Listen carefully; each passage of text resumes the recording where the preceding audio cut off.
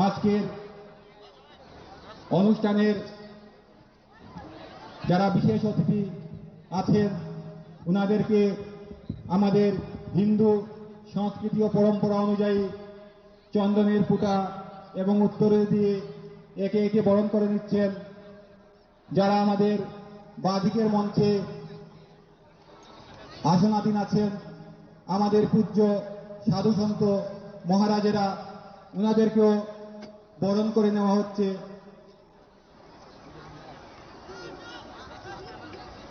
অতিথি মঞ্চে বরণ শেষ হয়ে গেলে আমাদের বাদিকের মঞ্চ থেকে সাংস্কৃতিক বিভাগ এর যারা দল আছেন আপনাদের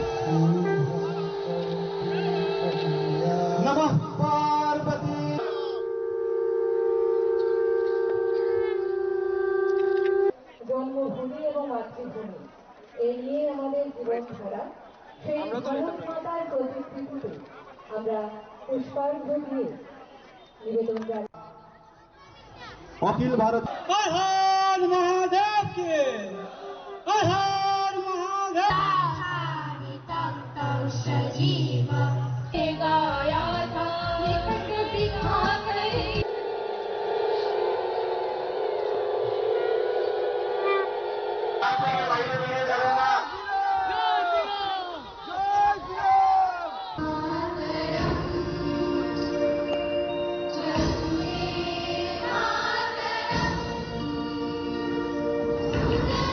মঞ্চে আসন গ্রহণ করার জন্য আমি বিনম্র অনুরোধ জানাচ্ছি আমাদের এই যুবরাজনগর খণ্ড হিন্দু সম্মেলন আয়োজক সমিতির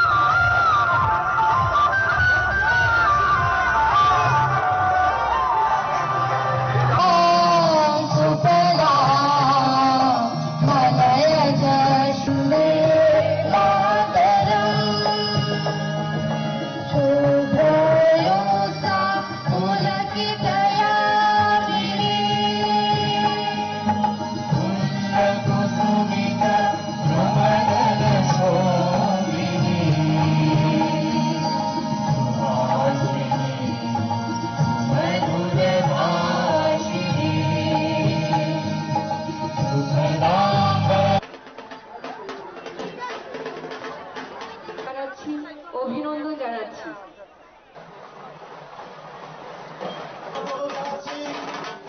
আমি সবাইকে বসার জন্য অনুরোধ জানাচ্ছি। গেটের সামনেটা ফাঁকা রাখুন। আমাদের জনসমাজ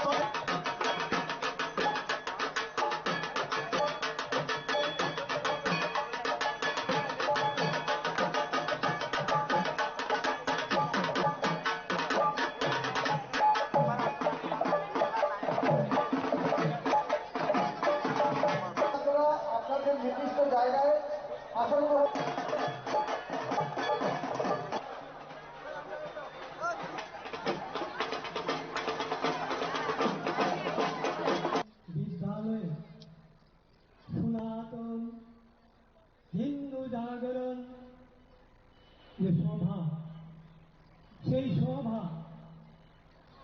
পূর্ণাঙ্গভাবে চেয়ার সবগুলো ভর্তি হয়ে গেছে, কোনায় কোনায় সব দাঁড়িয়ে আছে। দেখে আমার মন প্রাণ হিন্দু জাগরণী ভারত মায়ের কৃপা পড়েছে বলে এমন জাগরণ, এমন হিন্দু সম্মেলন শুরু হয়েছে সমস্ত ভারতবর্ষে। দেখুন,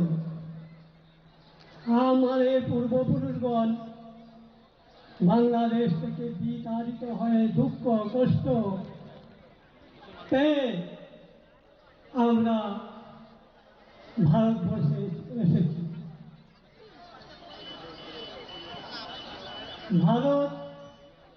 ভারত থেকে কিন্তু আমাদের আর যাবার জায়গা নেই।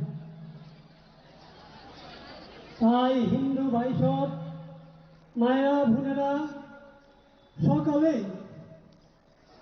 আপনারা জাগুন, জাগান, হিন্দুকে জাগান, নতুবা আমাদের রক্ষা নেই। দেখুন, আমি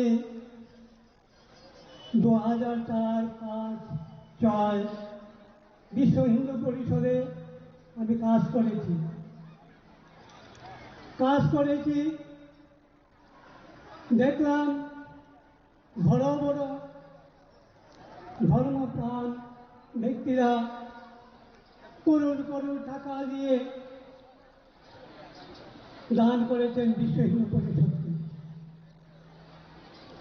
ওনারা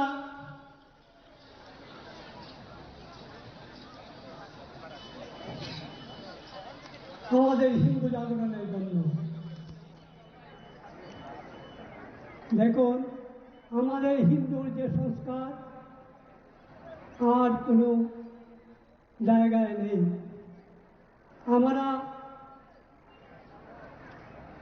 বেদ বিধান মতে আমরা সংসার করি, কিন্তু এই সহধর্মীকে নিয়ে আমরা একে অন্যের হাত ধরে আমরা দেহত্যাগ করি। তবু আমাদের এটাই আমাদের। আর দেখেন, আমরা আমাদের যে সংস্কার সেই রকম নেই। দেখুন, মুসলিমদের মধ্যে তালাক তালাক বলে তারা ছেড়ে দেয়, কিন্তু আমাদের হিন্দু ধর্মে এটা নেই। আমাদের হিন্দু ধর্ম ছাড়ছে না। আমরা যে বেদ মতে আমরা বিবাহ করেছি সেইভাবে আমাদের আমরা চলে যাচ্ছি। দেখুন, আমরা আমাদের হিন্দু ধর্মে আমরা প্রকৃতিকে পূজা করছি, আমরা জলকে পূজা করছি, সূর্যকে পূজা করছি। আমাদের এইরকম আমাদের সংস্কৃতি, আর কোনো জায়গায় এইরকম নেই। স্বামী বিবেকানন্দ চিকাগোতে ভাষণ দিয়েছিলেন। ভাষণের পর হিন্দু ধর্ম শ্রেষ্ঠ ধর্ম বলে ঘোষণা হয়েছিল। তাই ভারত মাতার কৃপায়, ভারত মাতার